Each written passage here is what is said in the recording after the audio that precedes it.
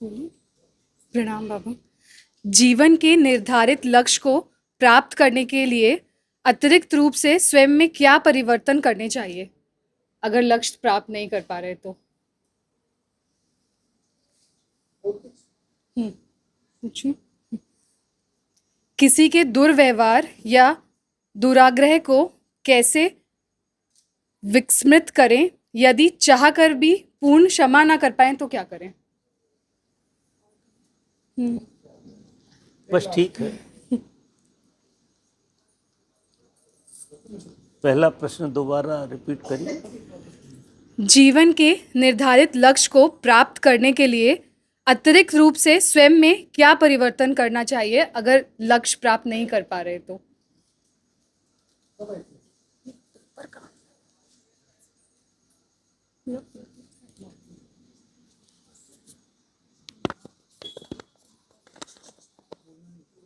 पहले तो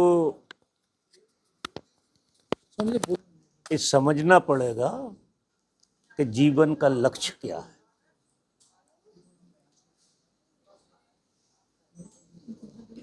जो बहुत कम लोग जीवन का सही लक्ष्य क्या है उसको समझ पाए।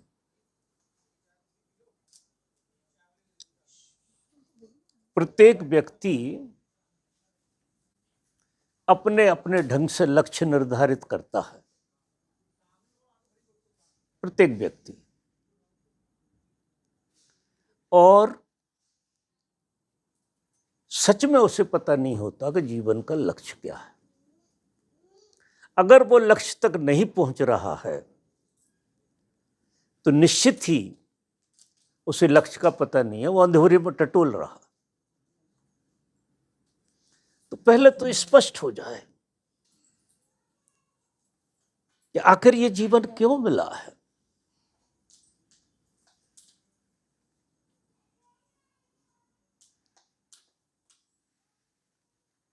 ये जीवन की सच में उपयोगिता क्या है,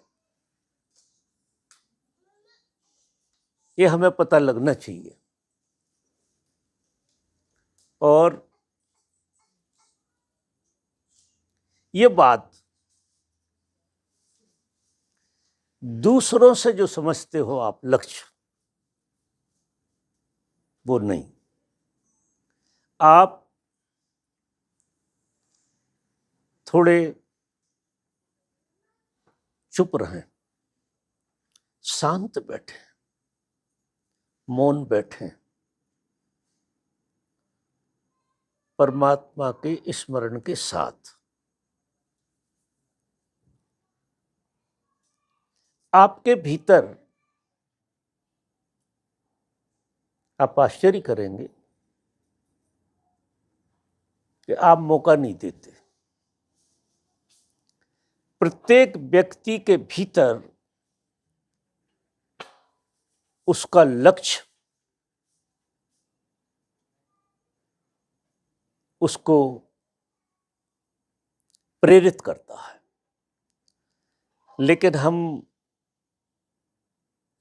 कभी आंख बंद करके अपने हृदय की आवाज नहीं सुनते। अधिकतर लोग दिमाग की आवाज सुनते हैं, क्योंकि ये जो संसार है ये बिना दिमाग के चलता नहीं, इसमें दिमाग की जरूरत है। बिना दिमाग के संसार आगे बढ़ेगा नहीं। वो एक अलग पार्ट है, वो अहम पार्ट नहीं है जीवन का, वो बिल्कुल अलग पार्ट है, उसकी जरूरत है, लेकिन वो अहम लक्ष्य तो नहीं। नहीं, बहुत लोग बहुत कुछ उपलब्ध कर लेते हैं। और ये जो प्रश्न है आपका, हमने उनके मुंह से भी सुना है कि सब कुछ कर रहे हैं, सब कुछ पा रहे हैं, जी रहे हैं, लेकिन संतुष्ट नहीं। उस संतुष्ट ना होने का कारण ये है कि जो जीवन का लक्ष्य है, जिसके लिए हमने जन्म लिया है, वो हमें पता नहीं लग रहा। इसके लिए बेटा कोई दूसरा आदमी बताएगा तो मन उसके विपरीत खड़ा होगा। ये मन का बड़ा स्वभाव है कि जब कोई चीज कोई बताए तो वो बिल्कुल उसके विपरीत खड़ा हो जाता है, वो मानने को तैयार नहीं। तो मैं नहीं कहता कि किसी से पूछे, आप आपके अंदर जो भगवान का निवास है, प्रत्येक जीव के अंदर परमात्मा का निवास है। पहली तो ये बात बहुत स्पष्ट रूप से समझ में आ जाना चाहिए कि तुम परमात्मा के बगैर नहीं हो सकते, तुम हो ही नहीं सकते बिना उसके बगैर। तुम्हारा होना इस बात की गवाही है कि वो है।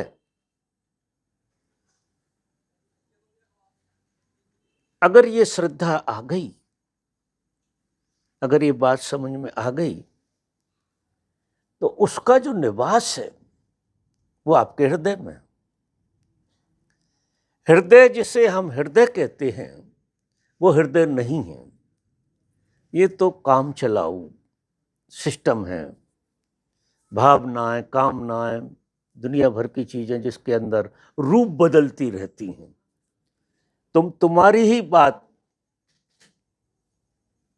पे अडिग नहीं रह पाती, क्योंकि वो तुम्हारे हृदय से नहीं आ रही, वो तुम्हारे मस्तिष्क। और मस्तिष्क का स्वभाव परिवर्तनशील है, वो किसी चीज से राजी होता ही नहीं। ये स्वभाव है मन का। मन कभी किसी चीज से पूर्ण रूप से राजी नहीं होता, और संसार का विकास उसी से होता है कि मन राजी हो जाए तो गति रुक जाए, गति रुक जाए तो सब बैठ जाए। तो मन का एक पार्ट है जो परमात्मा ने आपको दिया है, लेकिन ये अहम पार्ट नहीं है। आपका जो सही पार्ट है वो अपने हृदय को खोलना है, जिसमें अंतर्यामी का निवास है। उसकी जरा सी भी भनक तुम्हारे हृदय से उठी तो ये जो तुम्हारा मस्तिष्क है ये बैलेंस होने लगेगा। और हम देखिए संसार को जीते हैं, मेरी दृष्टि में पाते कम है और खोते ज्यादा, क्योंकि हमारी आंख तो खुली नहीं है, हमें लक्ष्य का पता नहीं है, तो हम अंधेरे में तीर मारते रहते हैं। तो बड़ा श्रम करके थोड़ा सा आप हासिल करते हैं, उसमें क्या होता है कि आप थक जाते हैं। क्योंकि कोई भी आदमी 1 रुपया खर्च करके 2 पैसे कमाए तो हारा थका हो जाएगा, टूट जाएगा, क्योंकि वो नुकसान हो रहा है। ये नुकसान पता नहीं लगता। अगर फायदा हो रहा होता, सच में जो आप कर रहे हो उससे फायदा हो रहा होता, तो आप नाचते, अहोभाव से भरते, एक तृप्ति अनुभव करते, लेकिन वो नहीं होती है। तो एक पार्ट है जी सिर्फ, जो सारे काम उससे चल जाते हैं बाहर के, लेकिन जो जीना होता है वो आपका हृदय से होता है। थोड़ी देर के लिए भी देखो हम भगवान का गीत गाते हैं, थोड़ी देर के लिए 10 लोग मिलकर गाते हैं, आप जाने अनजाने हृदय की तरफ उतरने लगते हैं, आपकी पूरी फिल्म बदल जाती है, आपके भीतर कुछ प्रसाद जैसा हो जाता है। वो बाहर से नहीं आया। आपने बाहर तो सिर्फ मौका दिया, वातावरण बनाया आपने। ये भजन, कीर्तन, पूजा, अर्चना, ये सब एक वातावरण पैदा करना हृदय के खुलने के लिए। जो परिणाम होता है वो हृदय खुलता है हमारे भीतर, और हृदय में परमात्मा का निवास सबके में है। तो हमें थोड़ा चुप रहना सीखना चाहिए दिन में एक बार। बड़े सवेरे रहो तो ज्यादा अच्छा। दिन में और तुम्हें जो भी करना हो वो करो, पूजा करना हो, काम करना, जो भी करो, लेकिन सबसे पहले, क्योंकि सुबह सुबह हम परमात्मा के बहुत करीब होते हैं, क्योंकि मस्तिष्क कम काम करता है और आपका हृदय उस समय में खुल सकता है, अनुभव हो सकता है। तो आप थोड़ी देर आंख बंद करके बैठे, किसी का जाप नहीं करना, सिर्फ नमस्कार परमात्मा को स्मरण करके कि जो खेल में आप उतर रहे हैं उसमें उसकी कृपा बनी रहे। ऐसा करके आप चुप बैठिए, मात्र चुप बैठिए। आपके भीतर से जो खेल शुरू होगा इतना प्रसादपूर्ण कि जिस चीज को तुम किसी माध्यम से ढूंढ रहे थे, जो परम संतुष्टि, आनंद की एक भावदशा, जीवन नृत्यमय और अहोभाव से भरा हुआ। अहोभाव कब पैदा होता है व्यक्ति को? जब ओवरफ्लो होती है तो अहोभाव आता है। और ये जो दिमाग है ये भरा हुआ होता ही नहीं, इसका कटोरा नीचे से खुला हुआ होता है, इसमें कुछ भी डालो वो नीचे से बह जाता। तो कभी कोई आदमी संसार में अहोभाव से नहीं भरता, एक ग्रेटिट्यूड उसको नहीं आता। और ग्रेटिट्यूड जीवन जीने की बड़ी से बड़ी कला है, बड़ी से बड़ी कला।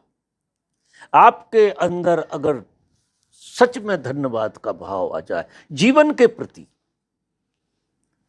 आपके होने के प्रति, कि उसकी कृपा है कि आपको वो, जब ये रहस्य समझोगे कि वो आपको संभाले कैसे, उसकी कृपा आपको घेरे हुए है, सिर्फ हमने अपना मुंह उस तरफ नहीं किया है। तो जैसे ही हम अपना मुंह उस तरफ करेंगे पलटा खाएंगे। हम हमेशा बाहर की तरफ देखते रहते। अगर आपने इसमें गैप नहीं दिया तो आप रोज रोज बोझिल होंगे। फिर जो अगली बातें आप कर रहे हो कि आप किसी को क्षमा नहीं कर सकते, किसी के साथ प्रीति नहीं जुड़ सकती, और शिकायत जीवन में बनी रहेगी। पहले तो दूसरों से शिकायत होगी, फिर धीरे धीरे लोगों को अपने से ही शिकायत होने लगती, तो वहां तक गाड़ी ना जाए, नहीं हालत बहुत खराब होती है। दूसरों की शिकायत चलो हम सहन कर सकते हैं, लेकिन हमसे ही शिकायत होने लगे हमें कि कहाँ भूल हो रही है, भूल में जी रहे हैं, तब बीमारी थोड़ी ज्यादा रूप धारण कर गई। इसलिए मैं सबसे निवेदन करता हूं कि सवेरे जब आप उठें तो पहला काम आप प्रभु स्मरण के साथ मौन हो जाएं। पहले 15 मिनट से शुरू करें। देखो सबसे कठिन काम इस दुनिया में है मौन बैठना। वही नहीं होता और सब हो जाता है, जबकि सबसे सरल है, उसमें कुछ करना नहीं, लेकिन उसकी महिमा आपके स्वाद में नहीं आई। आप पे उसका कोई स्वाद नहीं है।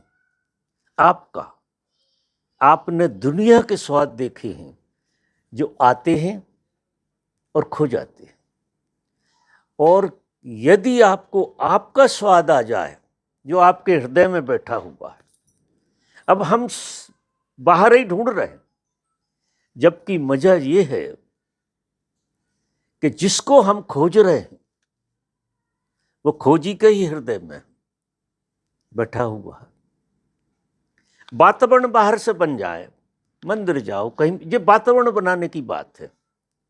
इन सब चीजों से वातावरण बनता है, लेकिन ये भी खो जाता है। कब तक आप वातावरण पर भी निर्भर रहोगे? कभी कभी बनेगी बात और फिर छूट जाती है।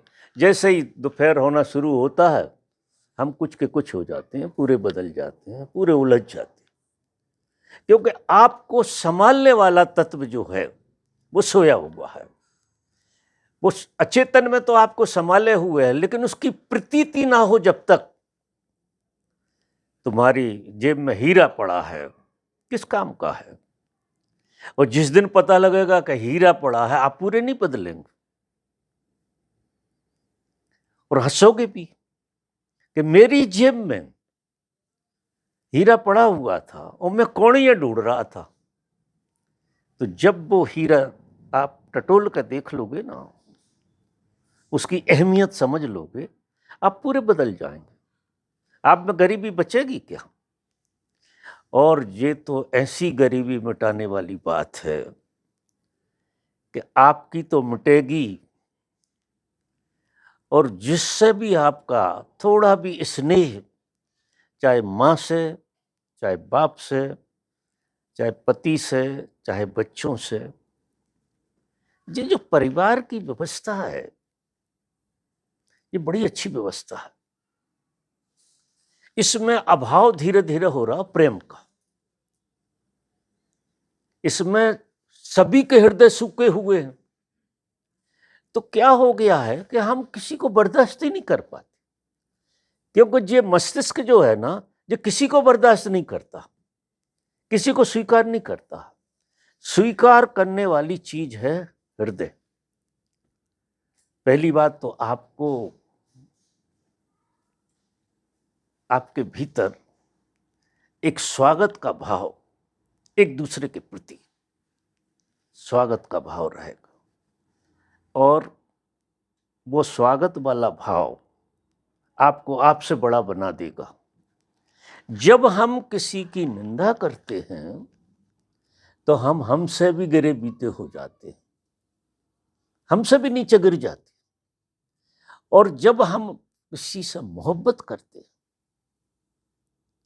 किसी का स्वागत करते हैं, तो हमें पता ही नहीं हम हमसे बड़े कैसे हो जाते। एक कला है।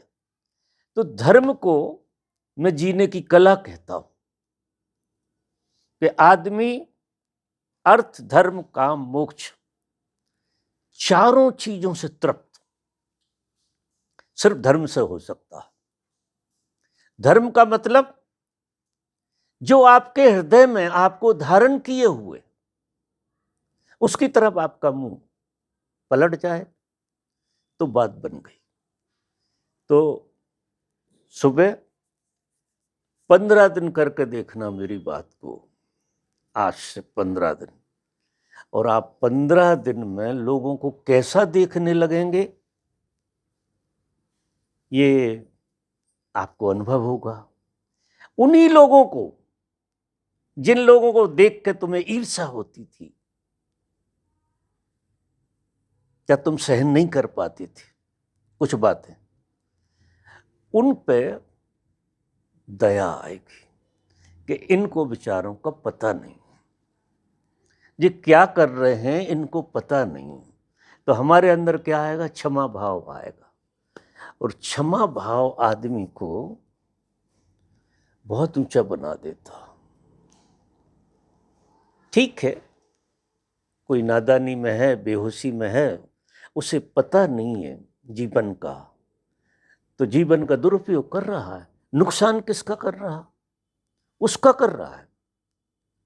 आपका कोई नुकसान नहीं कर रहा, वो उसका कर रहा। दिखाई देता है कि इसने हमारा नुकसान किया, आपका तो कुछ भी नहीं किया, उसने अपना नुकसान कर लिया। धीरे धीरे आपको लगेगा, सामने वाले को देख के, तो आपको सिर्फ दया आएगी और प्रार्थना उठेगी कि भगवान इसको सद्बुद्धि दे, क्यों परेशान हो रहा।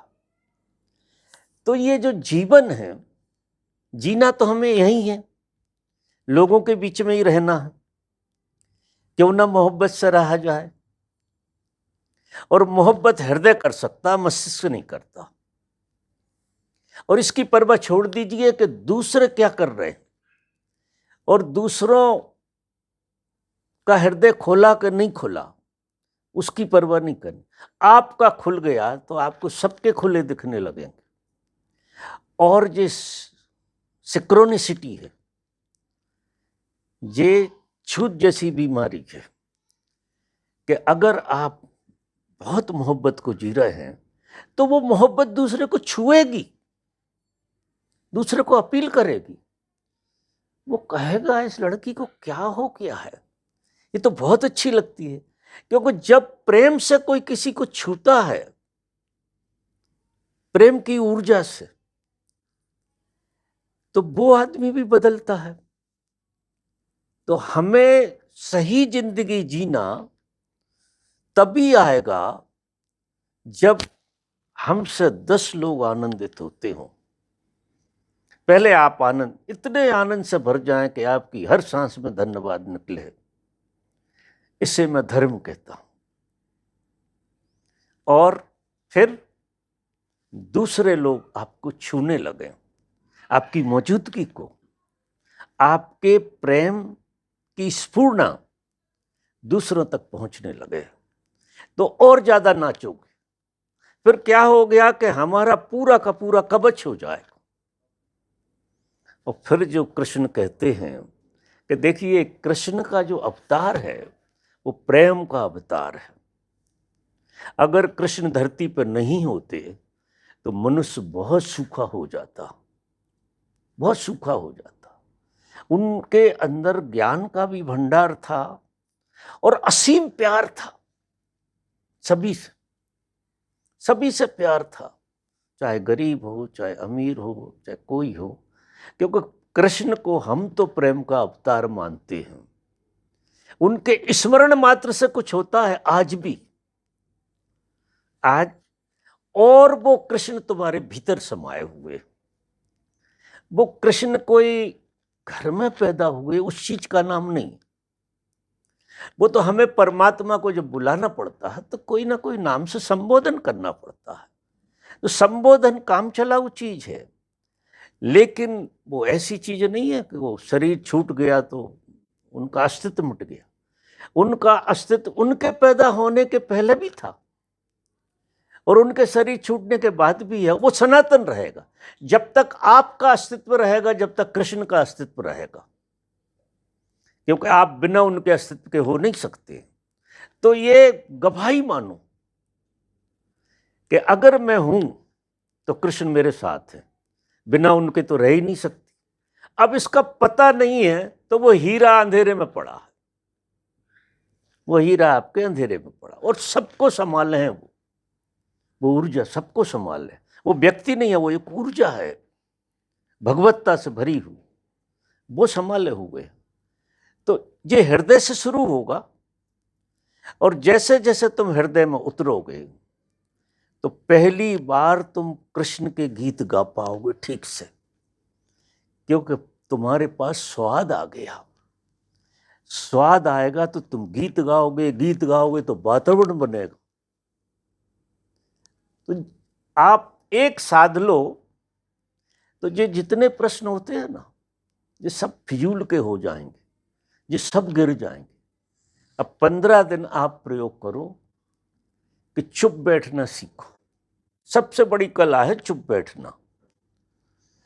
आदमी को किसी भी काम से लगा दो और उससे कहो कि आधा घंटा तू कुछ मत कर, तुझे न तन से काम करना न मन से काम करना, अगर तन और मन दोनों ठहर गए तो कृष्ण प्रकट हो गए।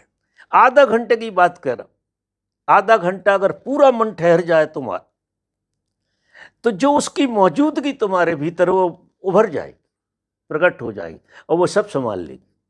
फिर तो वो तुम्हारे मन को भी संभाल लेगी, तन को भी संभाल लेगी, सारा खेल हो जाए।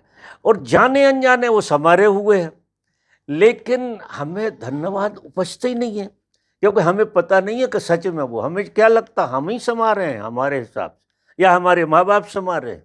कोई किसी को नहीं संभाले, यहाँ कोई किसी को संभाल ही नहीं सकता। कैसे संभालेगा? संभालने वाला तो वो एक ही है जो सबको संभाले हुए। सिर्फ पता लगाने की बात है, वो हृदय से लगता है। हृदय से जो कुंजी हाथ लग जाएगी कि उसी की लीला चल रही, ऐसा खेल है बेटा। तो सारे प्रश्न जो है हम में ही पैदा होते हैं मन से, और हमारे हृदय में उनके उत्तर पड़े हुए, तो सारे उत्तर समाप्त हो जाते हैं। जी खुरापाती बंद कर देता है। उसके लिए चुप बैठना जरूरी है। आई तेरी समझ में थोड़ी?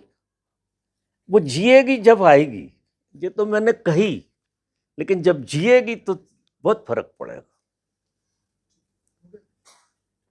ठीक है, और तो क्या बात करनी है, मैंने बता दी। जो मैं कह सकता हूँ वो मैंने कही, मानना आप लोगों के ऊपर है।